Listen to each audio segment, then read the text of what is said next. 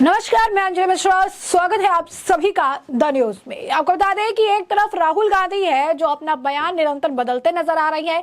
पहले उनकी पूरी पार्टी जो है फिलिस्तीन का समर्थन कर रही थी, लेकिन अब जब वो मिजोरम पे है, मिजोरम दौरे पे है, एक प्रेस कॉन्फ्रेंस में जब उनसे सवाल पूछा गया तो उन्होंने ये कहा कि किसी भी तरीके की हिंसा का हम समर्थन नहीं करते हैं, किसी भी तरीके की हिंसा जो है गलत होती है। जबकि हाल फिलहाल में उन्होंने ये कहा था कि प्रधानमंत्री नरेंद्र मोदी को मणिपुर से ज्यादा इजराइल की चिंता है, वो इजराइल के लिए ज्यादा जो है चिंतित नजर आ रही हैं। वहीं दूसरी तरफ अब ब्रिटेन में रहकर फिलिस्तीन का समर्थन करना महंगा पड़ सकता है और अगर झंडा फहराते दिखे तो उन्हें गिरफ्तारी भी हो सकती है। ऋषि सुनक लगातार इस मामले को लेकर काफी कुछ जो है अपने तरफ से कहते नजर आ रही है और अब उन्होंने इजराइल और हमास के मामले को लेकर भी जो है हाउस ऑफ कॉमन्स में अपनी बयान को सामने रखा है। तो ऐसे में पूरा माजरा क्या है विस्तार से समझेंगे। सबसे पहले बात कर लेते हैं कांग्रेस नेता राहुल गांधी की। तो आपको बता दें कि राहुल गांधी इस वक्त मिजोरम की यात्रा पे है, यानी 2 दिवसीय दौरे पर है और ऐसे में उन्होंने एक बयान हाल फिलहाल में दिया था जहां पर वो कह रहे थे कि मणिपुर में जारी हिंसा से ज्यादा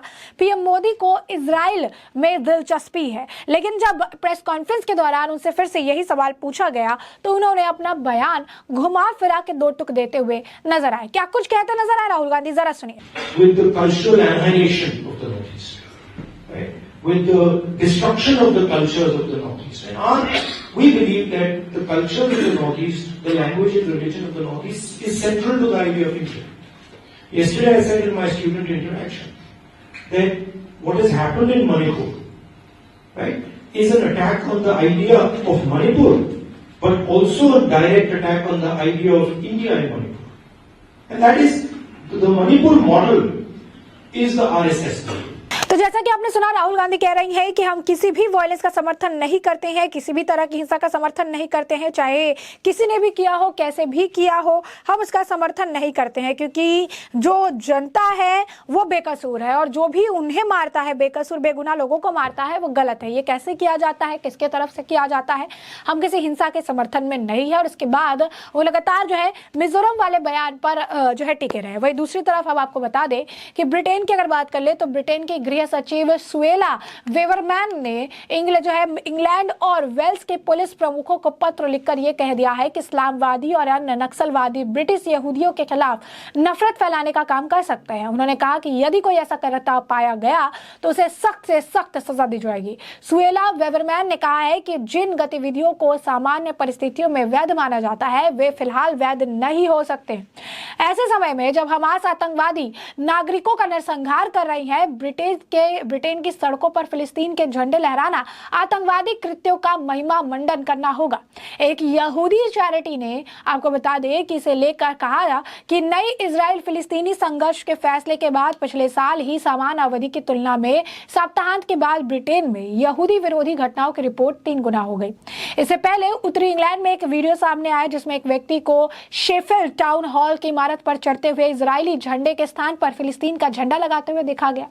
दक्षिण यॉर्कशायर पुलिस ने कहा कि विरोध प्रदर्शन के बाद कोई गिरफ्तारी नहीं हुई क्योंकि पूछताछ अभी जारी है। शेफील्ड सिटी काउंसिल के नेता टॉम हंट ने कहा कि हर किसी को सुरक्षित और शांतिपूर्ण विरोध का अधिकार है, लेकिन हम शेफील्ड के टाउन हॉल के बाहर विरोध प्रदर्शन के दौरान हुई घटनाओं का समर्थन नहीं कर सकते। टॉम हंट ने कहा प्रदर्शनकारियों ने खुद को और दूसरों को गंभीर खतरे में डाल दिया। आपको बता दें कि इजराइल में हमास के हमलों के बाद ब्रिटेन की कई सरकारें इमारतों पर इजरायली झंडा फहराया जा रहा। अमेरिकी राष्ट्रपति बाइडेन, फ्रांसीसी राष्ट्रपति Emmanuel Macron, German chancellor Olaf Scholz और इजरायली प्रधानमंत्री जॉर्जिया मेलोनी के एक साथ संयुक्त बयान में ब्रिटेन के प्रधानमंत्री ऋषि सुनक इजराइल के लिए दृढ़ और एकजुट समर्थन व्यक्त कर चुके हैं। ब्रिटेन के प्रधानमंत्री ऋषि सुनक ने इजराइल पर फिलिस्तीन के आतंकवादी संगठन हमास के भयावह और बर्बर हमलों की निंदा भी की।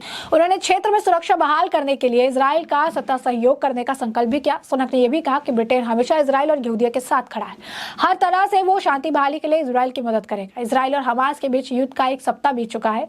प्रधानमंत्री कार्यालय 10 डाउनिंग स्ट्रीट और सोशल मीडिया पर भी एक बयान जारी कर चुका है। सुनक ने देश के यहूदी समुदाय के प्रति अपनी प्रतिबद्धता दोहराई है। सुनक ने कहा, मैं जानता हूं आने वाले दिन और सप्ताह कठिन होने वाले हैं। इजराइल के लोगों से मैं कहना चाहता हूं कि ब्रिटेन आपके साथ है। जो कुछ हुआ वो पूरी तरह से क्रूर कृत्य था और इजराइल को अपनी रक्षा करने का पूरा अधिकार है।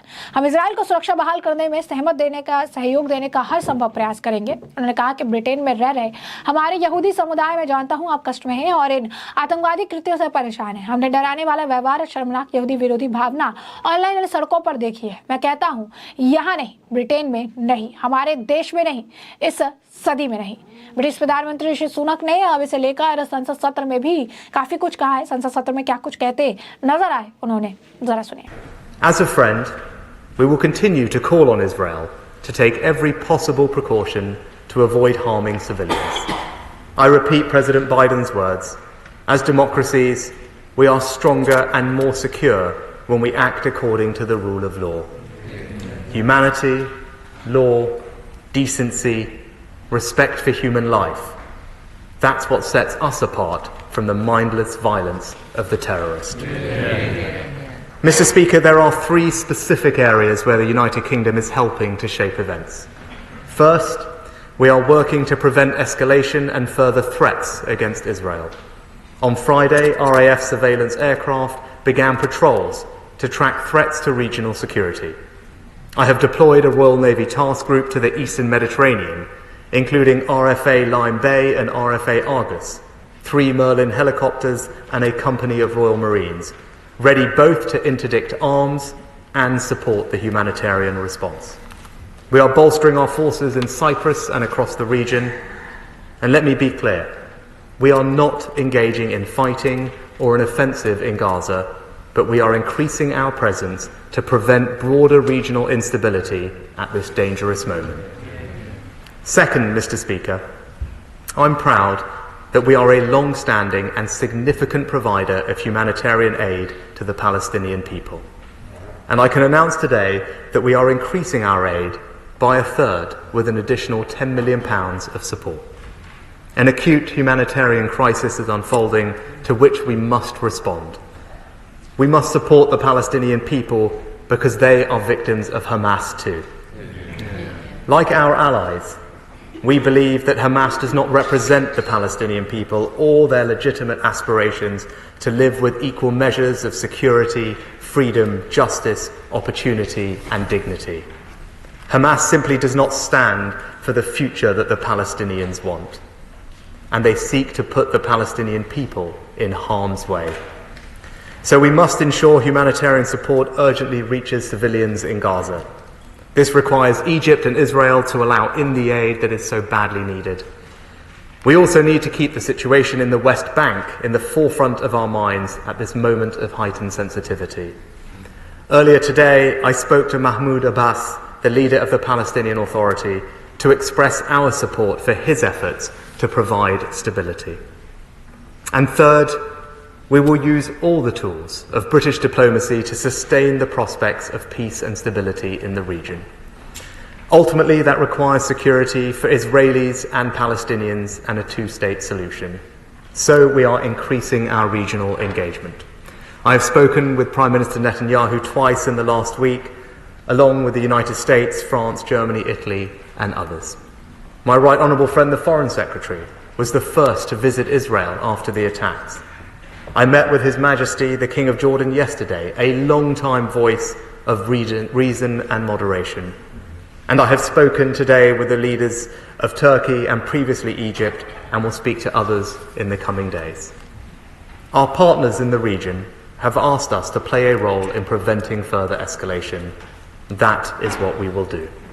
However hard it is, we need to ask the tough questions about how we can revive the long-term prospects for a two-state solution, for normalization and regional stability, not least because that is precisely what Hamas has been trying to kill.